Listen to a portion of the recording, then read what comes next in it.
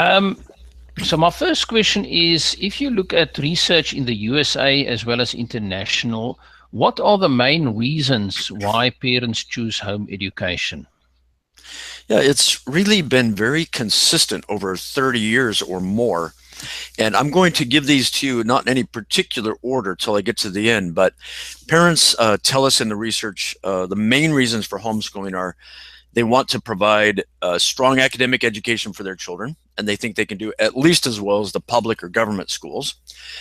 They want to have more parent-directed social interaction. So rather than just turn their child over to a public school or private school for 12 years or so, and with 25, 30 children they don't really know, and let it rip for 12 years and see how it comes out, they want to guide their children a little bit more. They would like more family time. They think that if they have time together, they can build stronger relationships between parents and children, siblings, one another, those kinds of things. Parents also tell us that they want to be able to customize and individualize a curriculum for their children according to their strengths and needs and interests and desires and weaknesses. Let's see. They also tell us that they want a safer environment for their children, which would be anywhere from avoidance of violence to just a more relaxed, happier, psychologically healthy environment than in an institutional school. And they also tell us that, and I'm leaving this one last on purpose, that they believe that the parents should be the ones to teach values, beliefs, and worldview, that is philosophy and or religion, to their children, rather than the government in government schools, and maybe even rather than private school teachers. One more thing that's come up, and maybe we'll get to this later, is that an increasing number of minority, in particular black families, are saying that one of the reasons they want to homeschool is to keep their children away from experiences of racism by teachers and children in public schools. So those reasons have been very consistent over the years. The proportions of people who list any one of those reasons or a few of those reasons, or the proportion that list one is the most important, shifts and changes over time, over 5, 6, 7 years, but the reasons have been very stable overall for over 30 years. So the top 10 stays the same, but if 1 and 2 maybe swap around sometime Sure. and so on. Yeah. Yes, exactly. And I see that in my research, and I've seen it in the research of others.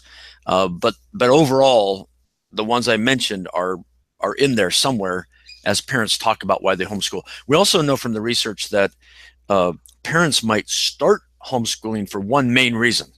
Let's say, for example, that Billy is being bullied in school and the school cannot seem to do anything about it. So they take Billy out and say, let's homeschool him. But then after a couple of months of homeschooling, they say, hey, this is pretty nice. We have more family time.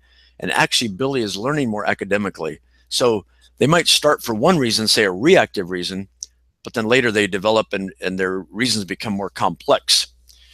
So people might start for a couple of reasons proactively or never put their children in school, and then later again see some other reasons why homeschooling is good for their children.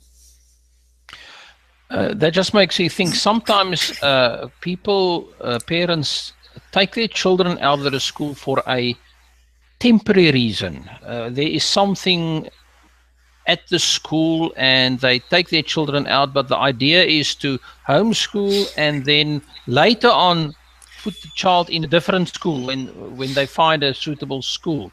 And then does it often happen that they just continue homeschooling because they experience the benefits or their interests have changed? Yes, that is definitely the case. People more and more these days, in fact, the last 5 years or so, since homeschooling has become more popular in America and other countries and more socially accepted, parents can take it a little more lightly, the decision to do it. And so it might be like you said, hey, they see one reason, maybe Susie has an illness that's going to go on for a few months, and they say, hey, this would be really good if we homeschool her. We don't have to deal with getting in the car, getting on the bus, getting to school. It's because she's ill, long-term illness. But now after homeschooling for a couple months, they realize these other benefits. And so they just continue to homeschool. Yes, that happens all the time. Okay.